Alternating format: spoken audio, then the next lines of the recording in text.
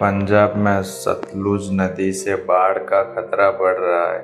लुधियाना में बांध कटने से 15 गांवों में पानी घुसने का डर है। राज्य में अब तक 43 लोगों की मौत हो चुकी है और 3.84 लाख लोग प्रभावित हुए हैं। 21,929 लोगों को सुरक्षित निकाला गया है और 196 राहत कैंप बनाए हैं।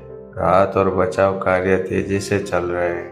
पंजाब के लुधियाना में सतलुज नदी का जलस्तर बढ़ने से बाढ़ का खतरा और गंभीर हो गया है।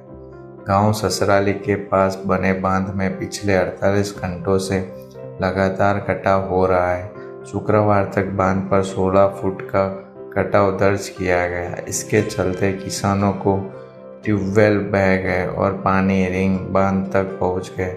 यह नया रिंग बांध मुख्य बांध से 700 मीटर की दूरी पर बनाया गया था, लेकिन अब खतरे में है।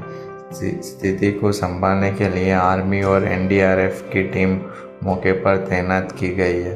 प्रशासन की तरफ से कटाव रोकने की कोशिश की जा रही है, लेकिन सफलता नहीं मिल सकी। अधिकारियों के मुताबिक अगर यहां से पानी और आगे बढ़ा तो लुधियाना के 14 गांवों में बाढ़ आ सकती है।